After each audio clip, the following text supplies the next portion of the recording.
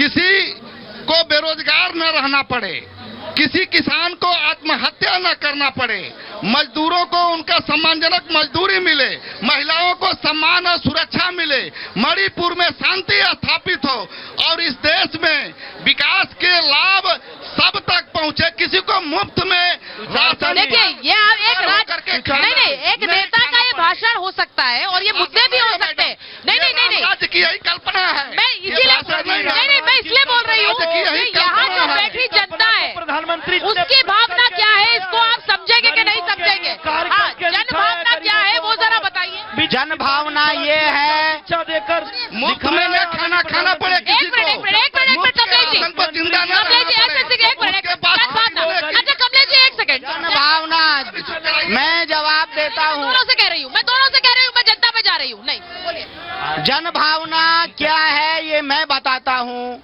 जनता यह सोच रही है कि पहले धर्म में राजनीति ने प्रवेश कर लिया था, अब राजनीति में धर्म ने प्रवेश किया है। अब धर्मदंड ऊपर होगा। और मैं कहना चाहता हूँ राम धमकी दे रहे हैं। नहीं जी, अरे एक सेकंड, वो जनता की बात है, आपसे कोई लड़ने थोड़ा ही आ रहा है कमलेश जी।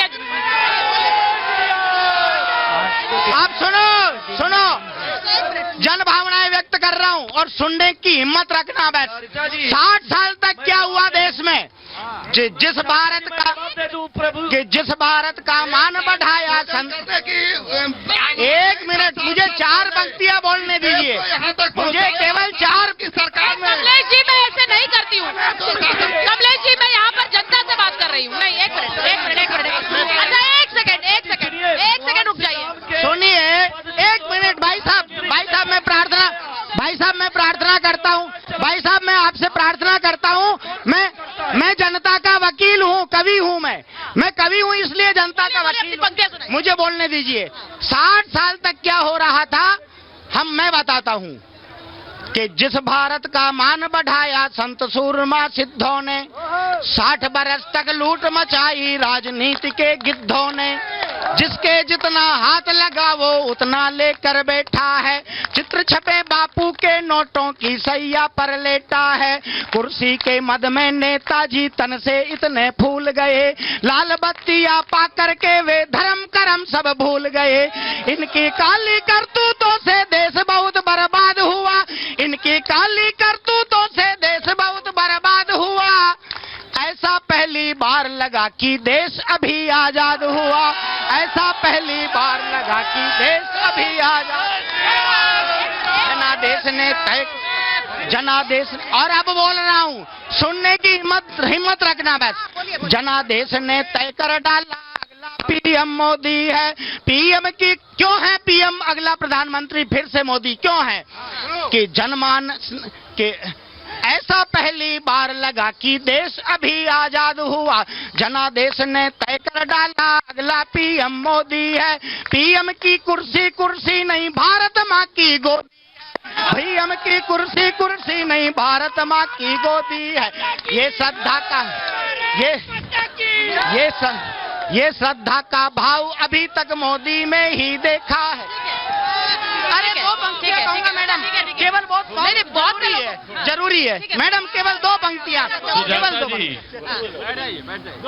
देश में अल्लाह मचा चाय बेचने वाला मैं जवाब देता हूँ कि जैसे चित्रकार को कल्पित चित्र खींचना आता है, जैसे चित्रकार को कल्पित चित्र खींचना आता है, चाय बेचने वाले को हर माल बेचना आता है। चाय बेचने वाले 2 पंक्तियां केवल, आप 2 करके केवल 2। इन पंक्तियों को सिद्ध करने के लिए अगली पंक्तियां कह रहा हूँ।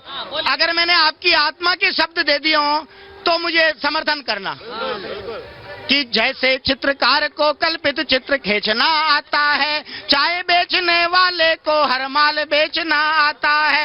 जो अमेरिका देता नहीं था मोदी जी को वीजा भी, जो अमेरिका देता नहीं था मोदी जी को वीजा भी, बाइडन भी ऐसे मिलते हैं जैसे मोदी जी जाजी। बाइडन भी। सुजाता जी आचार्य जी बोलिए। आचार्य जी बोलिए। आपसे हाँ, कहा था हाँ, हाँ, कि भारत की स्वतंत्रता का दिन है ये, भारत की सनातन की स्वाधीनता का दिन है। भारत का सनातन राजनीति की बेड़ियों में जकड़ा था, लेकिन आज 22 तारीख का जो दिन है, ये 22 जनवरी 2024 भारत में स्वर्ण अक्षरों से लिखी जाएगी, जब देश के प्रधानमंत्री जी ने भारत की आस्था, भारत का विश्वास, भारत की आत्मा और भारत के आदर्श भगवान श्री राम की भव्य प्राण प्रतिष्ठा की। इसलिए भारत की सनातन की स्वाधीनता का दिन 22 जनवरी है और उसके नायक नरेंद्र मोदी हैं। देखिए अब यहाँ पर कविताएं लिखी जा रही है, नरेंद्र मोदी पर। इसीलिए मैं कह रही हूँ कि 24 क्या फैसला पहले ही दे दिया है क्या जनता ने? 24 का फैसला क्या पहले ही हो गया? कविता नहीं, आदरणीय कविता के और आगे बढ़ाइए, इतिहास लिखा गया है और रामलाला घर आ गए हैं। नरेंद्र मोदी जी हमारे देश के आदर्श नहीं, युग पुरुष हैं। जय श्री राम।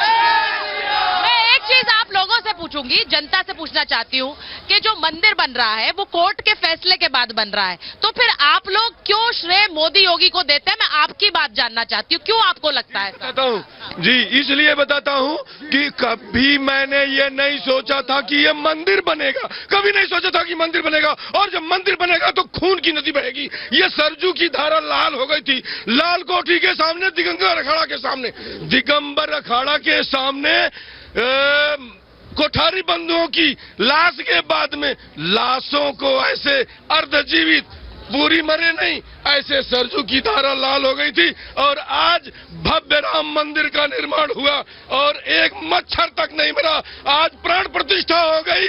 और मैं एक चीज बोलूंगी, आप बहुत जोर से ताली बजा रहे हैं।